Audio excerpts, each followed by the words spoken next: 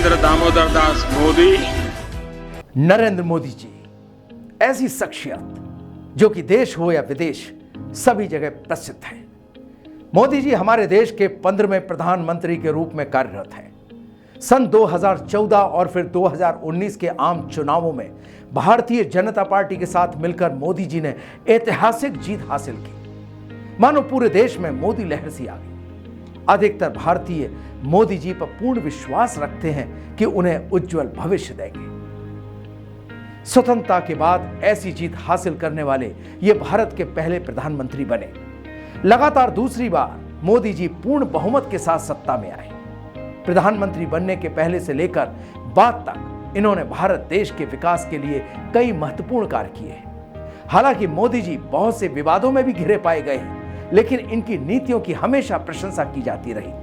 मोदी जी ने अपने जीवन में क्या क्या महत्वपूर्ण कार्य किए हैं एवं इनका अब तक का जीवन कैसा रहा, ये सभी बातें आज हम आप तक पहुंचाने का प्रयास करेंगे। नरेंद्र मोदी जी का जन्म गुजरात राज्य के मेहसाना जिले के एक छोटे टाउन वडनगर में हुआ। जब इनका जन्म हुआ था तब ये बॉम्बे में था, किंतु अब वर्तमान में ये गुजरात में स्थित है। नरेंद्र मोदी जी के परिवार की आर्थिक स्थिति अच्छी नहीं थी। इनके पिता एक सड़क व्यापारी थे जिन्होंने अपने परिवार का पालन पोषण करने के लिए काफी संघर्ष किया था। मोदी जी की माता एक गृहिणी महिला हैं। मोदी जी ने बचपन में अपने परिवार का समर्थन करने के लिए अपने भाइयों के साथ रेलवे स्टेशन में और फिर बस टर्मिनल में चाय भी बेची। मोदी जी ने अपने बचपन के दिनों में ही कई कठिनाइयों और बाधाओं का सामना किया था, लेकिन अपने चरित्र और साहस की ताकत से उन्होंने सभी चुनौतियों को अवसरों में बदल दिया। इस तरह से इनका शुरुआती जीवन काफी संघर्षपूर्ण रहा। मोदी जी का परिवार मोद घांची तेली समुदाय से है, जो कि भारत सरकार द्वारा अन्य पिछड़ा वर्ग श्रेणी से संबंध रखता है। नरेंद्र मोदी जी अपने माता पिता की तीसरी संतान हैं। मोदी जी के बड़े भाई सोमा मोदी की उम्र वर्तमान में 75 वर्ष है। वे स्वास्थ्य विभाग के अधिकारी रह चुके हैं। इनके दूसरे बड़े भाई अमृत मोदी एक मशीन ऑपरेटर हैं, जिनकी उम्र 72 साल है। इसके बाद मोदी जी के दो छोटे भाई हैं, एक प्रहलाद मोदी जिनकी उम्र 62 साल है। वे अहमदाबाद में एक शॉप चलाते हैं, एवं दूसरे पंकज मोदी जो कि गांधीनगर में सूचना विभाग में एक क्लर्क के रूप में कार्यरत हैं।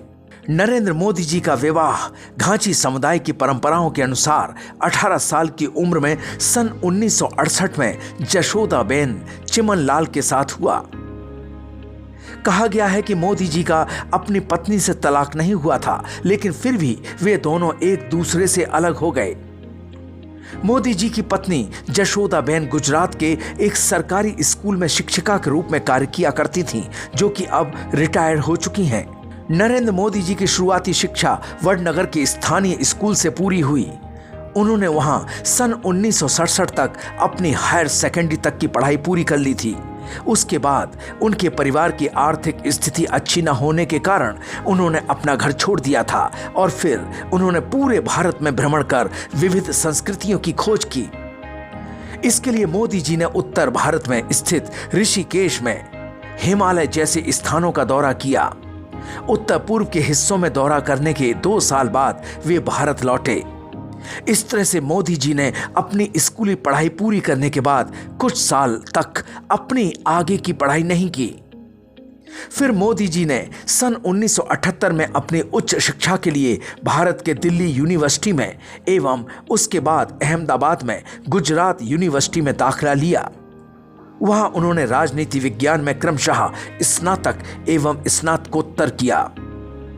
अपनी कॉलेज की पढ़ाई के बाद मोदी जी अखिल भारतीय विद्यार्थी परिषद में शामिल होकर फुल टाइम प्रचारक के रूप में राष्ट्रीय स्वयं सेवक संघ, जो कि एक हिंदू राष्ट्रवादी राजनीतिक दल है, में शामिल होने के लिए अहमदाबाद चले गए। सन 1975-77 में तत्कालीन प्रधानमंत्री इंदिरा गांधी द्वारा लगाए गए राष्ट्रीय आपातकाल के दौरान राष्ट्रीय स्वयंसेवक संघ में प्रतिबंध लगा दिया गया था, जिसके कारण मोदी जी को उस समय अंडरग्राउंड होने के लिए मजबूर होना पड़ा।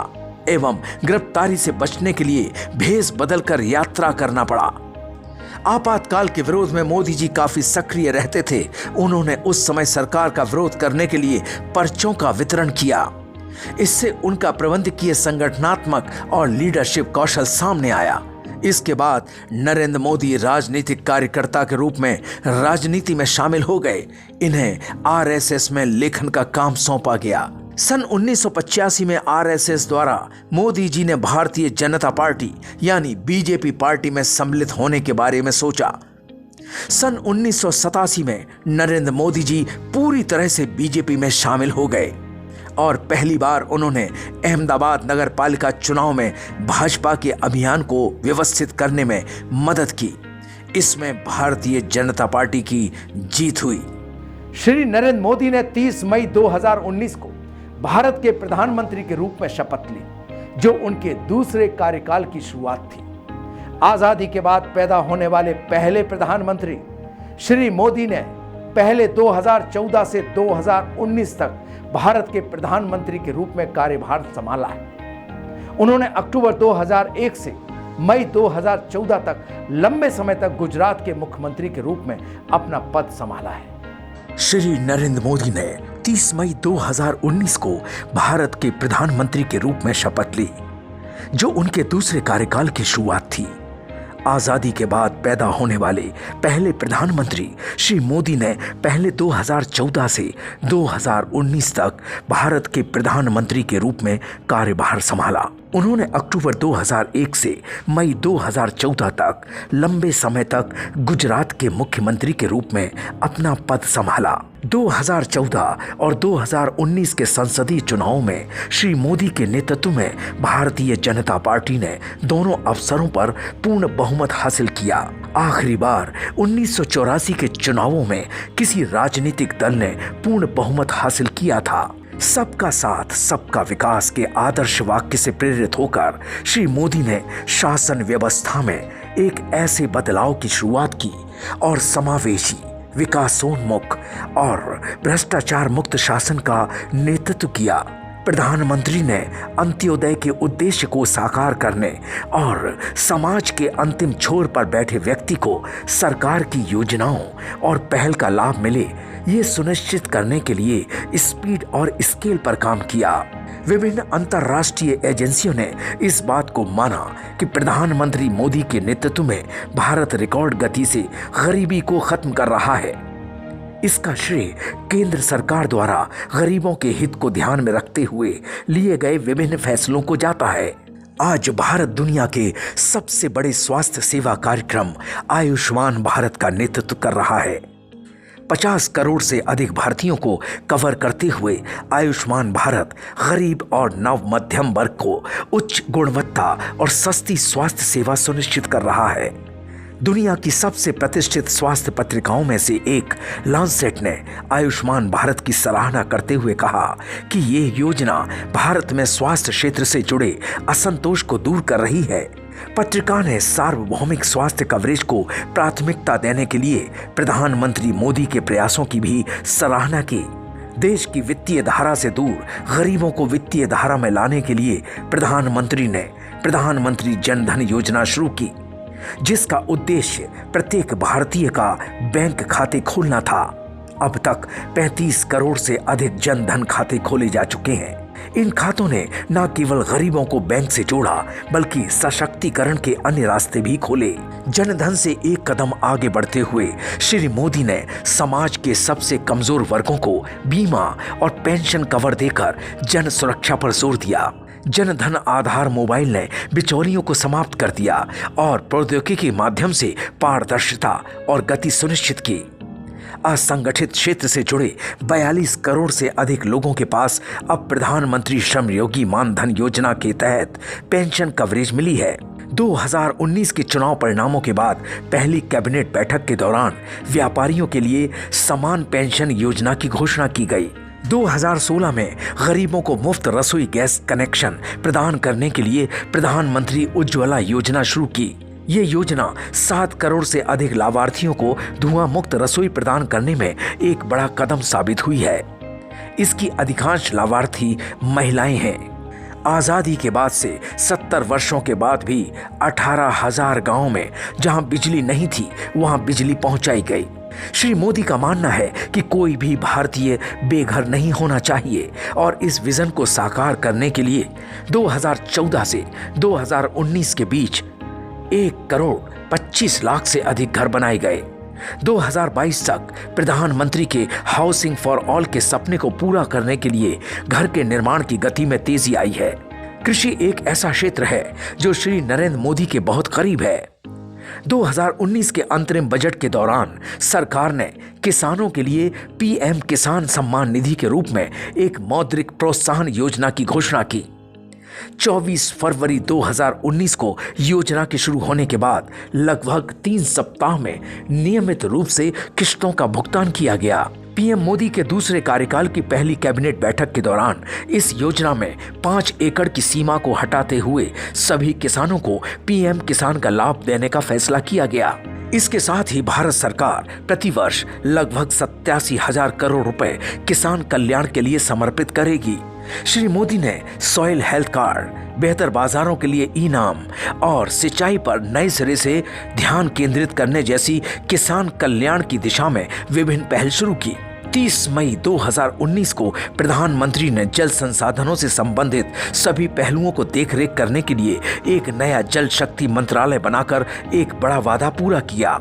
2 अक्टूबर 2014 को महात्मा गांधी की जयंती पर प्रधानमंत्री मोदी ने पूरे देश में स्वच्छता को बढ़ावा देने के लिए स्वच्छ भारत मिशन शुरू किया। इस जन आंदोलन का बड़े पैमाने पर ऐतिहासिक प्रभाव पड़ा है।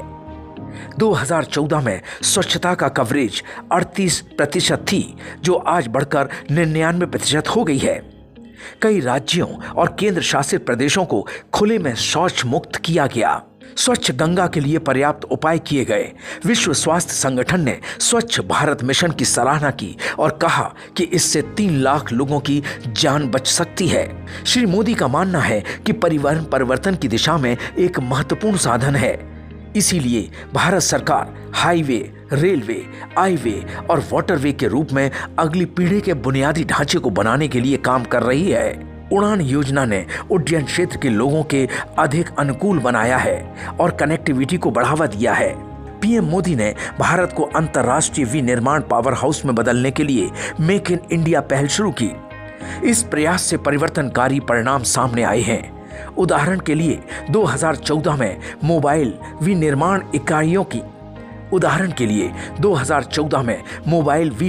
इकाइयों की संख्या 2 थी, जो 2019 में बढ़कर 122 हो गई। भारत ने ईज ऑफ डूइंग बिजनेस में महत्वपूर्ण प्रगति की है। 2014 में भारत की रैंकिंग 142 थी, 2019 में ये 77 हो गई है। 2017 में संसद के एक ऐतिहासिक सत्र के दौरान भारत सरकार ने जीएसटी लागू किया, जिससे वन नेशन वन टैक्स के सपने को साकार किया गया। उनके कार्यकाल में भारत के समृद्ध इतिहास और संस्कृति पर विशेष ध्यान दिया गया। भारत में दुनिया का सबसे बड़ा स्टैच्यू ऑफ यूनिटी बनाया गया, जो सरदार पटेल को एक सच्ची श्रद्धांजलि है। इस स्टैच्यू को एक विशेष जन आंदोलन के माध्यम से बनाया गया था, जिसमें भारत के सभी राज्यों और केंद्र शासित प्रदेशों के किसानों के औजार और मिट्टी का इस्तेमाल किया गया था, जो एक भारत श्रेष्ठ भारत की भावना को दर्शाता है। प्रधानमंत्री को पर्यावरण से जुड़े मुद्दों से गहरा लगाव है। उन्होंने हमेशा से पाया है कि हमें एक साफ और हरा ग्रह बनाने के लिए काम करना चाहिए। गुजरात के मुख्यमंत्री के रूप में श्री मोदी ने जलवायु परिवर्तन के अभिनव समाधान तैयार करने के लिए अलग जलवायु परिवर्तन विभाग बनाया। इस भावना को पेरिस में 2015 के COP21 शिखर सम्मेलन में भी देखा गया था, जहां पीएम मोदी ने पर्यावरण से जुड़े मुद्दों में महत्वपूर्ण भूमिका निभाई थी। जलवायु परिवर्तन से एक कदम आगे बढ़कर पीएम मोदी ने जलवायु न्याय के बारे में बात की। 2018 में अंतर्राष्ट्रीय सौर संगठन के शुभारंभ के लिए कई देशों के राष्ट्राध्यक्ष भारत आए थे। ये गठबंधन एक बेहतर ग्रह के लिए सौर ऊर्जा को बढ़ावा देने के लिए एक अभिनव प्रयास है। पर्यावरण संरक्षण के प्रति उनके प्रयासों को स्वीकार करते हुए प्रधानमंत्री मोदी को संयुक्त राष्ट्र के चैंपियंस ऑफ अर्थ अवार्ड से सम्मानित किया गया। जलवायु परिवर्तन ने हमारे ग्रह को प्राकृतिक आपदाओं से ग्रस्त किया है। इस तथ्य के प्रति पूरी तरह से संवेदनशील होते हुए श्री मोदी ने प्रौद्योगिकी की शक्ति और मानव संभावना की ताकत को उचित रूप से इस्तेमाल करने के लिए आपदा के लिए एक नया विजन साझा किया। मुख्यमंत्री के रूप में उन्होंने 26 जनवरी 2001 को विनाशकारी भूकंप से तबाह हुए गुजरात को बदल दिया। इसी तरह उन्होंने गुजरात में बाढ़ और सूखे से निपटने के लिए नई प्रणालियों की शुरुआत की, जिनकी अंतर्राष्ट्रीय स्तर पर प्रशंसा हुई। प्रशासनिक सुधारों के माध्यम से श्री मोदी ने नागरिकों के लिए न्याय को हमेशा प्राथमिकता दी है। गुजरात में लोगों की समस्याओं को हल करने के लिए उन्होंने शाम की अदालतों की शुरुआत की। केंद्र में उन्होंने प्रगति शुरू किया, जो विकास में देरी कर रहे लंबित परियोजनाओं को शीघ्र पूरा करने के लिए एक कदम है। श्री मोदी की विदेश नीति की पहल ने दुनिया के सबसे बड़े लोकतंत्र की वास्तविक क्षमता और भूमिका को महसूस किया है। प्रधानमंत्री मोदी ने सार्क देशों के सभी प्रमुखों की उपस्थिति में अपना पहला कार्यकाल शुरू किया और दूसरे की शुरुआत में बिम्स्टेक नेताओं को आमंत्रित किया। संयुक्त राष्ट्र महासभा में उनके संबोधन की दुनिया भर में सराहना हुई। पीएम मोदी 17 साल की लंबी अवधि के बाद नेपाल, 28 साल के बाद ऑस्ट्रेलिया, 31 साल के बाद फिजी और 34 साल के बाद सेशेल्स और यूएई के द्विपक्षीय दौरे पर जाने वाले पहले भारतीय प्रधानमंत्री बने। पदभार संभालने के बाद से श्री मोदी ने यूएन, ब्रिक्स, सार्क और G20 समिट में भाग लिया, जहां विभिन्न वैश्विक आर्थिक और राजनीतिक मुद्दों पर भारत के विचारों को व्यापक रूप से सराहा गया। अंतर्राष्ट्रीय योग दिवस मनाने के नरेंद्र मोदी के आग्रह को संयुक्त राष्ट्र में अच्छी प्रतिक्रिया मिली। पहले दुनिया भर में कुल 177 राष्ट्रों ने एक साथ मिलकर 21 जून को संयुक्त राष्ट्र में अंतर्राष्ट्रीय योग दिवस के रूप में घोषित करने का प्रस्ताव पारित किया। श्री मोदी का जन्म 17 सितंबर 1950 को गुजरात के एक छोटे से शहर में हुआ था। वे अति पिछड़ा वर्ग परिवार से आते हैं, जो समाज के हाशिए पर पड़े वर्गों में से है। वो बेहद गरीब लेकिन प्यार देने वाले परिवार में पले बढ़े। जीवन की शुरुआती कठिनाइयों ने न केवल कड़ी मेहनत के मूल्य को सिखाया, बल्कि उन्हें आम लोगों के कष्टों से भी अवगत कराया। आम जन की गरीबी ने उन्हें बहुत कम उम्र में ही लोगों और राष्ट्र की सेवा में डूबने के लिए प्रेरित किया। अपने प्रारंभिक वर्षों में उन्होंने राष्ट्रीय स्वयंसेवक संघ के साथ काम किया, जो राष्ट्र निर्माण के लिए समर्पित एक राष्ट्रवादी संगठन है, और बाद में राष्ट्रीय और राज्य स्तर पर भारतीय जनता पार्टी के संगठन में काम करने के लिए खुद को राजनीति में समर्पित किया। श्री मोदी ने गुजरात विश्वविद्यालय से राजनीति विज्ञान में एमए पूरा किया है। नरेंद्र मोदी लोगों के नेता हैं और वे आम जन की समस्याओं को हल करने और उनके जीवन स्तर में सुधार करने के लिए समर्पित हैं। लोगों के बीच रहने, उनके साथ खुशियां साझा करने और उनके दुखों को दूर करने से ज्यादा कुछ भी उनके लिए संतोषजनक नहीं है। जमीनी स्तर पर तो उनका लोगों के साथ एक मजबूत व्यक्तिगत जुड़ाव तो है ही, साथ ही साथ सोशल मीडिया पर भी उनकी मजबूत उपस्थिति है। उन्हें भारत के सबसे ज्यादा टेक्नो सेवी नेता के रूप में भी जाना जाता है। वो लोगों तक पहुंचने और उनके जीवन में बदलाव लाने के लिए सोशल मीडिया का उपयोग करते हैं। वो Facebook, Twitter, Instagram, sound cloud, LinkedIn, Weibo और अन्य सोशल मीडिया प्लेटफॉर्म पर बहुत सक्रिय हैं। राजनीति से परे नरेंद्र मोदी को लिखना पसंद है। उन्होंने कई कविता और कई किताबें लिखी हैं। वो अपने दिन की शुरुआत योग से करते हैं।